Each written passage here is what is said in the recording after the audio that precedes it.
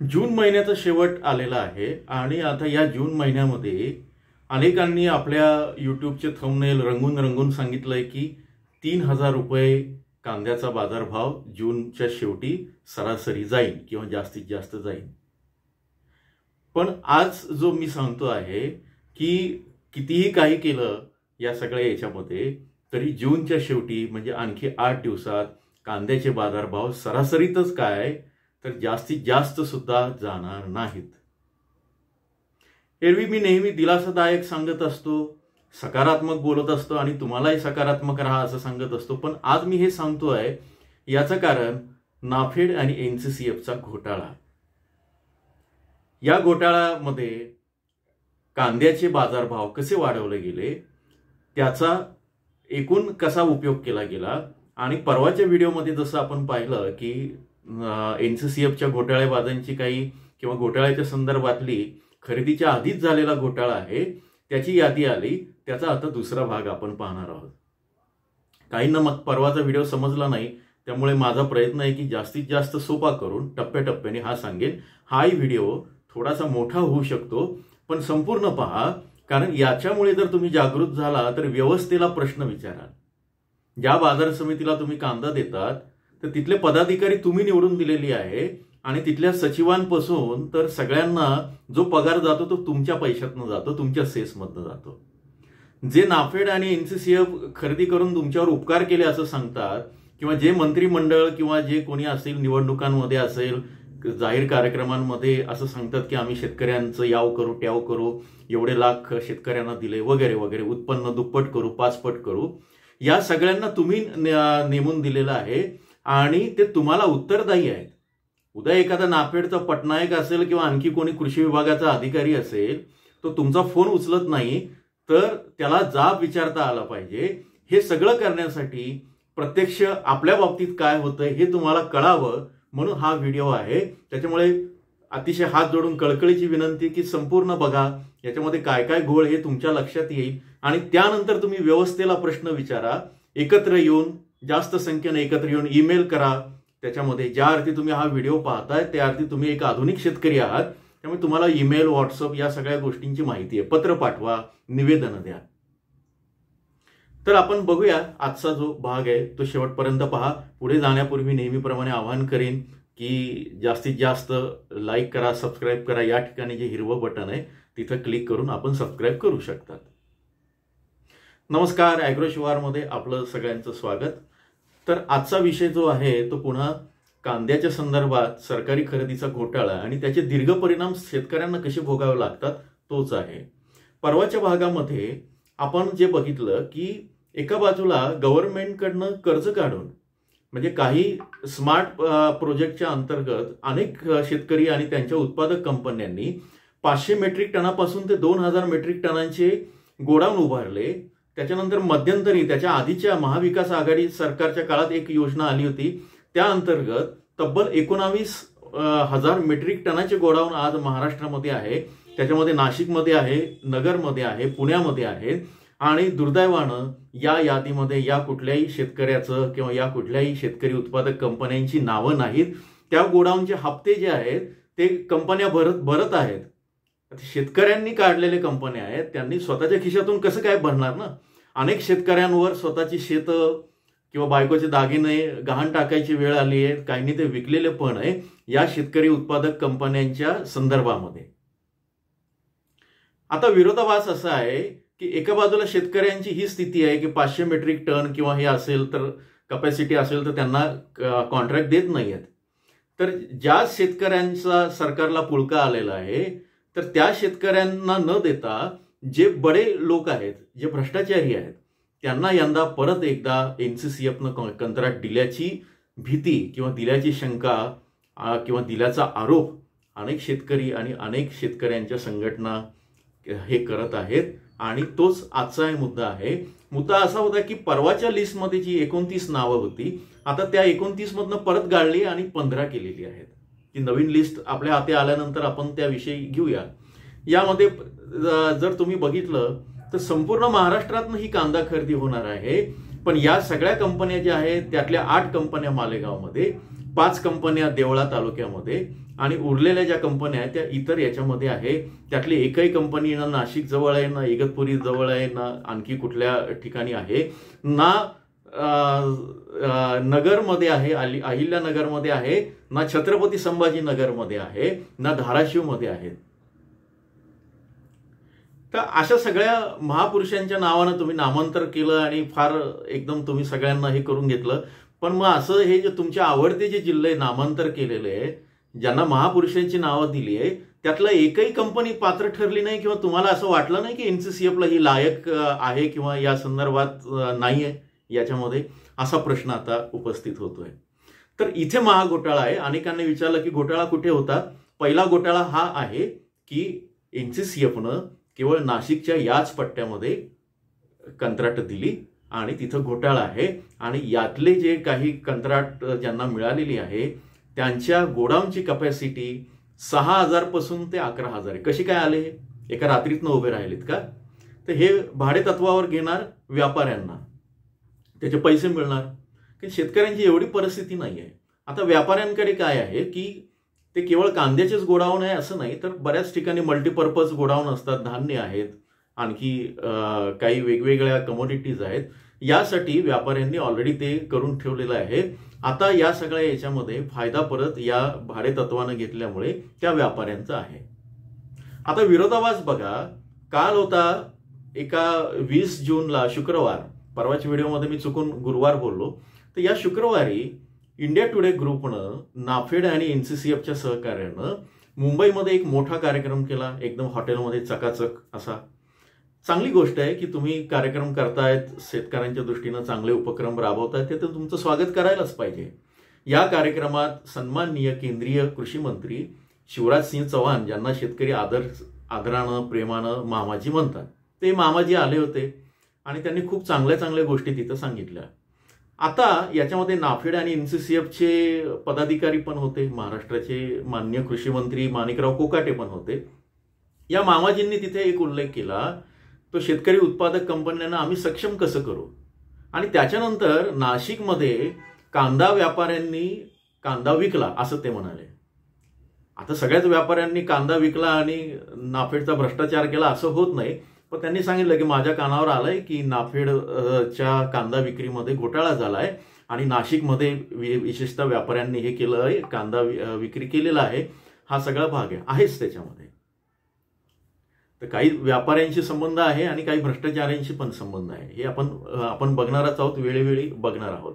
हा व्हिडिओ थोडा मोठा होत आहे, परत एकदा टिकून राहा. मी सांगणार आहे की बाजारभावाची जी कॉन्स्पिरसी आहे या काळामध्ये, तुमचे बाजारभाव 3,000 कसे होणार नाही ते सांगणार आहे. तर त्यांनी असं सांगितलं, एक चांगली गोष्ट झाली की केंद्रीय कृषी मंत्र्यांना भ्रष्टाचाराची कल्पना तर आली, पण हा भ्रष्टाचार ज्या मंत्रालयात होतो ते ग्राहक संरक्षण मंत्रालयाचे जोशीबा, त्यांचे तर मित्र आहेत माननीय केंद्रीय मंत्री प्रल्हाद जोशी. या जोशीबावांना त्यांनी असं सांगायला पाहिजे की बाबा काय जोशी साहेब किंवा आपण हे जे किंवा मंत्री महोदय, आपण हे जे शेतकऱ्यांना इकडे तर आम्ही भलं करायचं ठरवलेलं आहे, पण आपण हे कंत्राट दिली त्यातले 5 आणि 10,000 मेट्रिक टनाची अट कशी काय घातली बुवा? ही व्यापाऱ्यांसाठी होती का? आणि भ्रष्टाचाराचा उल्लेख करत असताना एकदम असं सगळ्यांना छान असं वाटलं, माध्यमांना पण, बघणाऱ्यांना पण, शेतकऱ्यांना पण. पण बाजूला एक भ्रष्टाचारी बसला होता ना तुमच्याच बाजूला, एनसीसीएफचा, हातामध्ये मस्तपैकी त्याच्या काय रुद्राक्ष टिळे विळे लावून असं एकदम छान असं ध्यान करून ते बसलेले होते. असं सांगितलं की यंदा हे महोदय, मागच्या वर्षी यांचं नाव घेतलं गेलं, हे एक नेता आहे उत्तर प्रदेशचा, जो रामाच्या नावानं सगळे राजकारण करायचा आणि यावर्षी रामानंच त्यांना दणका दिला कारण त्यांच्यावर बलात्काराचा आरोप आहे. हे मला सगळं सांगायचं नव्हतं. या बलात्कारी बाबाचा हा नातलग आहे आणि यानं सुरुवात केली होती घोटाळ्याची. बऱ्याच शेतकरी उत्पादक कंपन्यांनी ज्या चांगल्या प्रामाणिकपणे काम करतात त्यांनी असं सांगितलं की नाशिकला, पुण्याला किंवा दिल्लीला हा रात्री या कंपन्यांना बोलवायचा आणि जे पैसे देतील त्यांनाच कंत्राट द्यायचं. तर आता ही तिसरी यादी आलेली आहे. हे आम्ही एवढं सांगतो आहे. तर आमची मागणी एक आहे किंवा सगळ्या शेतकरी उत्पादक कंपन्यांची मागणी एक आहे, कुठला क्रायटेरिया लावलाय या यादीला? याची सगळी माहिती तुम्ही तुमच्या पोर्टलवर पारदर्शक पद्धतीने देऊ शकाल की बाबा ही 5,000चं हे कसं काय निवडलं, बाकीचं कसं रिजेक्ट झालं, मग हे 500 वाल्याला का नाही दिलं. त्याच्यानंतर आणखी एक आलंय की सगळे 5,000 टन कॅपॅसिटीचे गोडाऊन एकाच कंपाऊंडमध्ये पाहिजे, कसं शक्य आहे हो. पण हा क्रायटेरिया कोणी नेमला आणि हा जो तथाकथित जो आहे भ्रष्टाचारी काल व्यासपीठावर होता, पण केंद्रीय मंत्र्यांना नाही लक्षात आलं. कदाचित त्यांना ते प्रामाणिक वगैरे समजून त्यांनी तर त्याचं कौतुक केलं. तर तो बिहारच्या निवडणुकीत असं सांगितलं गेलं, पण यंदाच्या याच्यामध्ये आम्हाला जी माहिती मिळाली किंवा अशा आरोप आहेत या सगळ्या याच्यामध्ये की यानं प्रत्येकाकडनं 10 ते 20 लाख रुपये घेतले आणि मगच यादीत नाव आलं.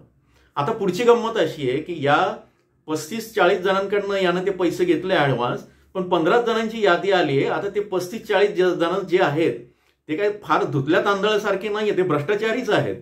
पण त्यांनी सगळं मॅनेज केलं. आता ते म्हणतात की आमचं गोडाऊनला जे भाडं जे गेलं आहे ऍडव्हान्समध्ये काय 50-60 लाख ते आमचे बुडाले. या माणसाला जे काही पैसे द्यायचे आदरणीय महोदयांना, पदाधिकारी महोदयांना जे आम्ही पैसे दिलेले आहेत, किंवा काय असं म्हणूया का रामाच्या किंवा या सगळ्याच्या नावानं आपण त्यांना दान केलेलं आहे असं समजूया. आता ते दानच होतील त्या सगळ्या ह्याच्यातनं. तर त्या पैशाचं आता हिशोब तर काही नाही, ना हाक ना बोंब, हे बोलता पण येत नाही कोणाला की बाबा मी एवढे पैसे दिलेत. आता हे सगळे या सगळ्या प्रकरणातनं अशी धमकी देत आहेत की आम्ही सगळे तुमचे अंडे पिल्ले बाहेर काढू. आणि मग याचा परिणाम जसा पूर्वी महाराष्ट्राच्या लोकसभा निवडणुकीला झाला तसाच आता बिहारच्या निवडणुकीला झाला, तर काय भावात पडेल गव्हर्नमेंटला. तर हा त्यांचा राजकीय प्रश्न आहे. ॲग्रोशिवारला राजकारण आणि याच्याशी काही घेणं नाही. ॲग्रोशिवारचा कन्सर्न हा शेतकऱ्यांशी आहे, म्हणून मी एवढं तळतळीनं स्पष्ट खुलेआम बोलत आहे. कारण या संदर्भातल्या अनेक गोष्टींचे काही पुरावे आणि काही लोकांकडे आहे, काहींचे अनुभव आहेत. ते असे पुरावे आपण देऊ शकत नाही व्हिडिओ किंवा याच्या संदर्भात, पण काहींनी पैसे घेतले. आता भ्रष्टाचारासाठी किती पैसे घेतले जातात, तर असं आहे की तुम्हाला कंत्राट मिळवायचं असेल तर एका क्विंटल मागे 200 रुपये द्यावे लागतात. एका क्विंटलला 200 रुपये द्यावे लागतात. म्हणजे तुम्हाला जर 5,000 क्विंटलचं काम मिळालं तर विचार करा की माफ करा 5,000 टनांचं काम मिळालं तर 5,000 टन गुणिले 200 गुणिले 10 म्हणजे 1 टन 10 गुणिले 100 सॉरी या पद्धतीचं आहे. आता हिशोब तुम्ही करा, मला हे बोलताना थोडं इकडे तिकडे होईल. तर असं सगळं याच्यामध्ये हा घोटाळा किती मोठा असेल, म्हणजे साधारण 50 ते 60 कोटी माणूस हा तिथे बसल्या जागी दिल्लीमध्ये कमवतोय. मग इथे असलेला जो माणूस आहे किंवा जो शेतकरी उत्पादक कंपनी ज्यांना घोटाळाच करायचा आहे त्यांना हे कसं मॅनेज करायचं, आणि त्याचा तुमच्या बाजारभावावर, आणि आता तुम्ही जे म्हणतायत की मागच्या आठवड्यापासून हे बाजार पडले तर त्याचा काय परिणाम होईल ते आपण बघूया. ठीक आहे, हा भाग आपला थोडासा झाला तर ते तुम्ही जागृती व्हावी म्हणून मी तुम्हाला ते सांगितलं. असं आहे की 200 रुपये त्यांना दिल्यानंतर गव्हर्नमेंटकडनं प्रत्येक कंपनीला मागच्या वर्षीपर्यंत साधारण 280 रुपये हँडलिंग चार्जेस मिळायचे. म्हणजे स्टोअर करायला किंवा काय तुमचा तिथल्या लेबरचा खर्च असेल, तिथं एक वॉचमन ठेवावा लागतो. म्हणजे कुणाला तर ज्यांना तुम्ही कंत्राट दिलंय नाफेड आणि NCCFच्या त्या शेतकरी उत्पादक कंपनी किंवा सहकारी विकास सोसायटीला त्या प्रत्येक क्विंटलच्या साठवणुकीसाठी म्हणून गव्हर्नमेंट जे पैसे देतं ते किती देतं ते साधारण 280 रुपयाचा रेट होता. यंदा त्यात विरोधाभास असा आहे की यंदा तो 250 रुपये NCCFला केला आणि नाफेडने फक्त 220 रुपये दिलाय. म्हणजे आता दोन संस्थांमध्ये कसं काय कॉन्ट्राडिक्शन, खर्च तर तेवढाच येणार आहे. मग हे वरचे 30 रुपये जे वाढलेले आहेत, खरं तर शेतकरी उत्पादक कंपन्यांचं म्हणणं आहे की हा खर्च कमी आहे, हा 300 पर्यंत असायला हवा. पण आता माझं जे काम आहे ते कॉन्ट्राडिक्शन दाखवायचं आहे. तर हा वरचे 30 रुपये NCCFला कसे काय वाढले, आणि याचं कारण आहे की तो तिथून जो भाव किंवा जो घोटाळा आहे तो मॅनेज करायचा आहे याच्यातनं. तर पहिले तिथून झाले. आता अनेक कंपन्यांनी कांदा ऑलरेडी घेऊन ठेवलाय असं इथं शेतकऱ्यांनी काही कमेंट केलंय. काही मला जे प्रतिक्रिया येत आहेत त्यांनी सांगितलंय की कांदा त्यांच्या गोडाऊनमध्ये आहे. पण नाफेड NCCFची अट काय की आम्ही त्या ठिकाणी जाऊ आणि त्या ठिकाणी जाऊन आम्ही काय म्हणतात त्याला पाहणी करू आणि ते गोडाऊन रिकामं हवं, आमच्या पद्धतीने हवं. आता त्यासाठी त्यांनी एका एजन्सीला नेमणूक केली. त्या एजन्सीचं मी नाव काल सांगितलं. तर त्या एजन्सीमध्ये किती घोटाळेबाज आहे वगैरे ते आपण पुढच्या भागात आपण बघणार आहोत, किंवा जसं जसं वेळ मिळेल तसं मी सांगेन. कारण तो काय आपला घोटाळे काढणं आणि हा आपला फार विषय नाही, बाजारभावाचा आहे. तर त्या एजन्सीने बरेचदा पैसे घेऊन खोटे रिपोर्ट दिले आणि तिथं पाहणी केल्यावर असं लक्षात आलं की गोडाऊन रिकामे आहेत. रिकामेच तर पाहिजे. पण मग तिथं गंमत अशी की शेजारच्या गोडाऊनमध्ये भरलेला कांदा तिकडे टाकून दिला, दाखवलं दुसरंच गोडाऊन, आणि आता तो कांदा आता जिथं नाफेडचे भाव ठरले की तो कांदा इकडे येईल. आता तुमच्या बाजारभावाविषयी साधारण सोमवारी अशी बातमी आली की नाफेडला कांदा खरेदी सुरुवात झाली त्याची प्रायोगिक तत्वावर, आणि पहिला जो बाजारभाव आला तो 1435 रुपयांचा आला. हा बाजारभाव आल्यानंतर मीडियापासून तर सगळ्यांनी बोंबाबोंब सुरू केली की आता बाजारभाव आला, पडला पडला पडला, त्याच्यावर कांद्याचा हे झाला, आणि त्याचा परिणाम खरंच झाला की लांडगा आला रे आला या पद्धतीनं इफेक्ट झाला की नाफेडचा भाव आता एवढाच आहे तर आता काय करायचं, म्हणून व्यापाऱ्यांनी पण खरेदीचे भाव पाडले. आणि सोमवारपासून तर आतापर्यंत मागच्या आठवड्याच्या तुलनेत, मी ॲग्रोशिवारच्या चॅनलला हे सगळं सांगितलेलं आहे, नसेल तर आता कॉमेंटमध्ये ॲग्रोशिवारच्या व्हॉट्सअप चॅनलची लिंक आहे, तिथे तुम्ही बघा. साधारण एक त्याचा फरक पडला आणि 200 रुपयांनी हे बाजारभाव पडले. पण मुळात हे वाढलेले होते का? तर पद्धत अशी आहे की नाफेडच्या खरेदीपूर्वी साधारण जशी ती जाहीर झाली त्याच्या आधीपासनं एक काही व्यापारी प्रवृत्ती होत्या, काही जे भ्रष्टाचारी मानसिकतेचे जे व्यापाऱ्यांमध्ये घुसले किंवा व्यापारी याच्यामध्ये घुसलेले आहेत. मंत्र्यांनी आरोप केलेला आहे, त्यामुळे हे अधिकृत आहे असं म्हणायला हरकत नाही. तर या व्यापाऱ्यांनी नाफेडचे भाव जास्त मिळवण्यासाठी म्हणून मागचे 15 दिवस जास्तीत जास्त भाव वाढवलेले होते. ते 2500 ते 2600 मध्ये पिंपळगाव बसवंतला, आणि लासलगावला ते गेले 2200 रुपये. आता 1435 बाजारभाव आल्यानंतर त्यांना भीती वाटली आणि त्यांनी बाजारभाव कमी केले. तर पद्धत अशी आहे यांची की कांदा आधी 7 ते 8 रुपयांनी भरून ठेवला, शेतकऱ्यांचं बनावट बायोडेटा द्या किंवा जे काय माहिती ते सगळी मिळवायची, आणि ज्यावेळेस कांद्याचे बाजारभाव नाफेडकडनं साधारण 25 ते 30 रुपये येईल त्याच दिवशी सर्वचे सर्व कांदा एकाच दिवशी विकून टाकायचा. हेच कारण आहे की या भ्रष्टाचाराला वाव मिळावा म्हणून नाफेडला आणि एनसीसीएफला एप्रिल महिन्यामध्ये साधारण जो कांदा खरेदी होता 25%, 30%, म्हणजे मे महिन्यामध्ये 55% कांदा खरेदीचं उद्देश होतं, ते पूर्ण झालं नाही. याचं कारण हा 55% कांदा आता जूनमध्ये किंवा जुलैमध्ये दाखवला जाईल, म्हणजे एकाच दिवशी 60 ते 70% खरेदी होईल आणि अख्ख्या जुलैमध्ये कांदा खरेदी होईल. तोपर्यंत नाफेडचे कांद्याचे बाजारभाव मी तुम्हाला लिहून देतो की 25 रुपयापर्यंत गेलेले असतील. आत्ताचा जो बाजारभाव आहे तो 1690 रुपये आहे. माध्यमांनी जो आरडाओरडा केला आणि माहिती न घेता अर्धवट माहितीच्या याच्यावर ज्या बातम्या छापल्या की नाफेडचे बाजारभाव पडलेले आहेत, त्याच्या दुसऱ्या दिवशी 1510 आणि कालचा बाजारभाव होता 1690 म्हणजे 1700 रुपये. त्यामुळे बाजारभावावर इफेक्ट आला. पण आता हे पडलेले बाजारभाव जेव्हा जोपर्यंत वाढत नाही आणि तोपर्यंत हे व्यापारी किंवा ही जी घाण आतमध्ये घुसलेली आहे नाफेडच्या एनसीसीएफच्या खरेदी प्रक्रियेमध्ये, ही भ्रष्टाचाराची जी घाण आहे, ते आता काय करणार, ते हे सगळे तिथं मॅनेज करतील. आणि मग हे 200 रुपये याला, 100 रुपये बाबूला, 50 रुपये शिपायाला, आणखी कुणाला, मॅनेजरला, ती जी कंपनी सर्वे करते त्याला, असं करत करत इथपर्यंत येईल. आणि नंतर हाच कांदा पुढच्या महिन्यात तुमच्या मार्केटमध्ये येईल आणि तुमचे बाजारभाव पाडेल. हेच कारण आहे की मी आधीच जो बाजारभावाचं जे प्रेडिक्शन केलं होतं की त्यामध्ये ऑलरेडी या सगळ्या गोष्टी त्या प्रेडिक्शनमध्ये की कांद्याचे बाजारभाव हे नाशिक जिल्ह्याच्या बाजार समित्यांमध्ये हे सरासरी 1800 पर्यंत जाऊ शकतात जूनच्या एंडला, असं मी म्हणालेलं होतो. पण आता 1800 जातील का याची शक्यता नाहीये. आता ते साधारण 1400 ते 1500 रुपये सरासरी आहे किंवा 1600 रुपये आहे उन्हाळी कांद्याच्या हिशोबाने. त्यामुळे आता ते जातील की नाही याविषयी शंका आहे. 3000 तर अजिबात जाणार नाहीत. म्हणून याचं थंबनेलचं हेडिंग या पद्धतीने दिलेलं आहे. आता गोडाऊन मधले काही घोटाळे आहेत या संदर्भात पण बोलायचं आहे. त्याचा व्हिडिओ आपण कदाचित उद्या किंवा परवा आपण बघूया.